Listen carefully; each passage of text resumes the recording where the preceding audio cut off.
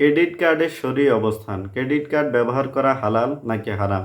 বর্তমান সময়ে debit card, credit card, ATM card, বিভিন্ন ধরনের কার্ড ব্যবহার করা একটি ফ্যাশনে পরিণত হয়েছে।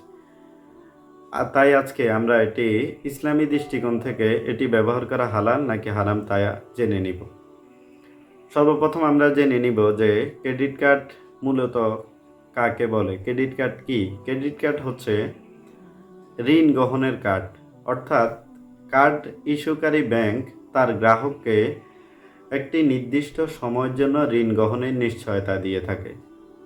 তো এই কার্ডধারী লোক বিভিন্ন দোকান থেকে যে কেনাকাটা করে সেই বিল পরিশোধ করে কার্ড ইস্যুকারী ব্যাংক। এই ক্ষেত্রে শরীয়তের দৃষ্টিতে কার্ড ইস্যুকারী ব্যাংক হলো ঋণদাতা আর কার্ডধারী লোক হচ্ছে ঋণ গ্রহীতা। এখন নির্দিষ্ট সময় যদি কার্ডের বিল পরিশোধ করতে কার্ডধারী লোক ব্যর্থ হয় তাহলে তাকে সুদ দিতে হয়। কার্ডধারী লোক যে বেচা কেনাকাটা করবে সেটির বিল পরিশোধ করবে মূলত কার্ড ইস্যুকারী ব্যাংক।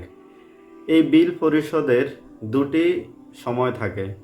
একটি হচ্ছে মিনিমাম ডিউ। এই ডিউতে যদি এই সময়ের ভিতরে যদি আপনি ক্রেডিট কার্ডের বিল পরিশোধ করে দেন তাহলে আপনাকে কোনো সুদ দিতে হবে না। আর যদি এই সময়ের পরবর্তীতে এই সময় পার হওয়ার পরে যদি আপনি বিল পরিশোধ করতে যান তাহলে সেই ক্ষেত্রে আপনাকে ইন্টারেস্ট পে করতে হবে। তো এখন কেউ যদি কোনো মুসলমান যদি ক্রেডিট কার্ড ব্যবহার করতে চায় এবং সেটি যদি মিনিমাম ডিউ অর্থাৎ বিল পরিশোধের যে সময় থাকে সেই সময়ের ভিতরে যদি সে পরিশোধ করার নিয়তে ক্রেডিট কার্ড নেয় তাহলে সেটি কি তার জন্য বৈধ হবে কি না? এই প্রশ্নের উত্তর যখন আমরা জানব তখনই বুঝে নিব যে ক্রেডিট কার্ড বৈধ নাকি অবৈধ।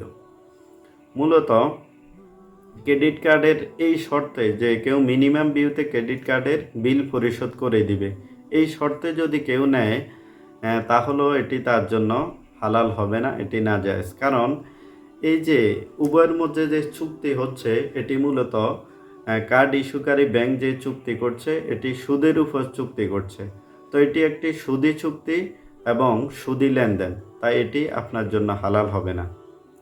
এবং এই বিশ্ব আন্তর্জাতিক যে ফিকহি বোর্ড রয়েছে সেটির মধ্যে উল্লেখ রয়েছে কেউ যদি মিনিমাম ডিউতে ক্রেডিট কার্ডের বিল পরিশোধ করার নিয়ত ক্রেডিট কার্ড নেয় তাহলেও এটি তার জন্য নাজায়েজ এবং হারাম হবে, কারণ এটি একটি সুদি লেনদেন এবং সুদি চুক্তি।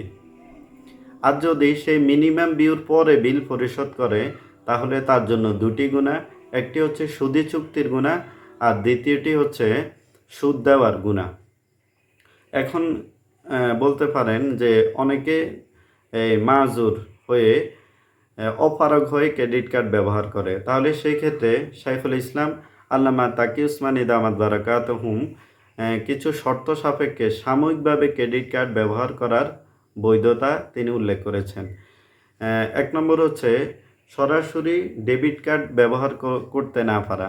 যে কাজের জন্য সে ব্যবহার করবে এটা বৈধ কাজের জন্য হওয়া এবং সে এই কাজটি ডেবিট কার্ডের মাধ্যমে যদি সমাধান করতে না পারে। 2 নম্বর শর্ত হচ্ছে সরাসরি তার অ্যাকাউন্ট থেকে যদি ক্রেডিট কার্ড ব্যবহার করতে ব্যাংক এই সম্মতি না দেয়। এবং 3 নম্বর হচ্ছে তাকে অবশ্যই মিনিমাম ডিউতে বিল পরিশোধ করে দিতে হবে এবং মিনিমাম ডিউতে বিল পরিশোধের জন্য সে সর্বোচ্চ সতর্ক থাকতে হবে যাতে কোনোভাবেই সে সুদ দিতে না হয় এবং যতটুকু কাজের মধ্যে ব্যবহার করা প্রয়োজন ততটুকু কাজের মধ্যে এই কার্ড ব্যবহার করার সীমাবদ্ধতা রাখতে হবে।